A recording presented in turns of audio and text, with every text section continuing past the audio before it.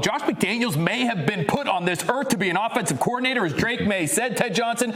But, Ted, you were put on this earth to break down one of Drake May's 3 touchdowns in the third quarter on Sunday. You have rockin' and rollin' written at the top of the board. I feel like this might be one of those moving pocket plays we like so much. Break this one down for us. You got that, brother. Okay, we're going to be bootlegged to the right here. But first thing you got to know on every single play, if you're the Patriots offense, is where the heck is 95? Where is he lined up? Everybody should know he's right out here, Phil, okay? The Patriots do a good job of exploiting his strength, and I'll tell you why here in a second. Here's the eligible receivers, but I'm going to highlight Hunter Henry. He's the intended receiver in this play, okay? That's very important. You see this? The line of scrimmage is on the 7-yard line. For them to run this boot play effectively, this is the perfect space in the field, place in the field to run this play. They're on the left hash so they can have more room to the right. So left hash, 7-yard line, are tips to the defense that maybe a play that is like this is about to happen.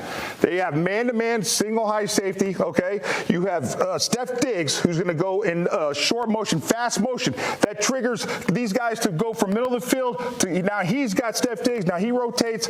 These guys still have their coverage, but it's very important. Number 9 has Hunter Henry on this play in man-to-man coverage. That's important to know, all right? And so they do a good job of distracting him to get Hunter Henry free. At the snap of the ball, you see Steph Diggs, like they snap it almost as if they're going to turn and give it to him like the jet sweep, which they've been exploiting this team earlier in the game. All these guys were looking at Steph Diggs, and all this space opened up when he went in fast motion, all right? So that's an important part of this play as well. Ted, one thing I'm looking at, I know Drake May boots towards the bottom of the screen. I know Myles Garrett is there. That seems like a little bit of a dangerous idea, but why did this work? It works because here's the role for Myles Garrett. He's supposed to just rush that passer.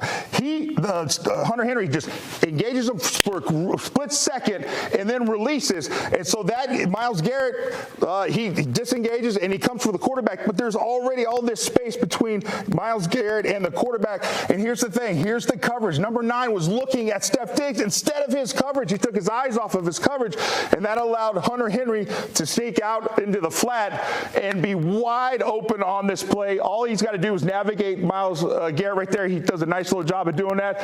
He gets to about the 3-yard line, and there's his coverage, Phil. Not even close. Great play design, exploiting the strength and over-aggressiveness of their edge rushers and Myles Garrett. And they did a good job of kind of keeping those guys off balance with draws, screens, bootlegs, and plays like this, so they never really could just tee off and go get the quarterback. Boy, as the kids would say, Ted, Josh McDaniels in his bag on this drive and finishes off with a little bit of a tricky motion and a nice, easy, simple pass. One of the simplest throws Drake May made all day, but a critical one to his tight end on National Tight Ends Day. We're back here for Board Games, brought to you by John Sewer and Drain Cleaning, the name to know when the drains don't flow. Josh McDaniels really able to get his rookie running back, TreVeyon Henderson, going in this game on Sunday, Ted. The Browns, one of the best rush defenses in all of football, but when they got the rookie to the edge, they got him out there in space. He was able to produce. I know you had one of your favorite plays on the board from Henderson right here, and you're calling it living on the edge. That's it, Phil. I love this play. I love the whole game plan, but this play was great. They were attacking the edges. They were stressing the perimeter with the runs and the boots, and so there was a vulnerability on the outside, and the Patriots knew that, and they exploited that. And particularly, Phil, with TreVeyon Henderson, he's so much more effective in those outside perimeter run-type plays, and so I love just the game plan overall from Josh McDaniels. But the first thing you want to know if you're on offense for the Patriots is, where the heck is Myles Garrett? Where is 95? Where is he? Where is he? I don't see 95. He's nowhere out there. So that gives the Patriots a little bit of a breather. You got more options, knowing that he's not on the field, so that's a good thing. Here you go. The 5 eligible receivers are lined up. You have an offset eye to the right. This is the run strength. The defense sees all these big guys to this side. They think, okay, this is where the run's going to go. Be careful of maybe a power run to that side. You have the edge rusher for the Browns out here. They're going to isolate him, and they're going to exploit his over-aggressiveness on this play. At the snap of the ball, they pull the backside guard. Pulling the backside guard tells these guys, their reads are, hey, you go with the guard. So they're thinking it's going to be power to this side, but no, it's not. It's actually a reverse pivot pitch to this side.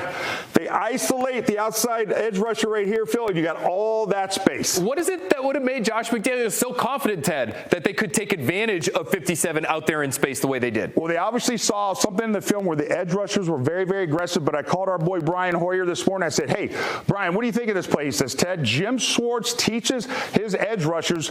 The phrase is, he said, it was rush, crush, and chase, okay? He wants his edge rushers to be very aggressive, play downhill, chase from the backside, and any direct runs, go get it. So he's not as concerned about plays to the outside or perimeter runs, and so they can exploit that, and they did right here on this play. What I like about this, what you see right here, obviously they have the numbers advantage, all this space out here. Booty takes his coverage away, so there's all that space, and the term I like to use is one grenade will kill them all. All the defenders were on this side of the field, so there's plenty of space out there for TreVeyon to run. Really just a nice, easy gain of about 15, 18 yards because of good scheming, good planning, and good exploiting their over-aggressiveness. I think people were wondering a week ago when the Patriots won in Nashville and TreVeyon Henderson only played 9 snaps. Where is this guy? He's supposed to be an explosive playmaking threat for them.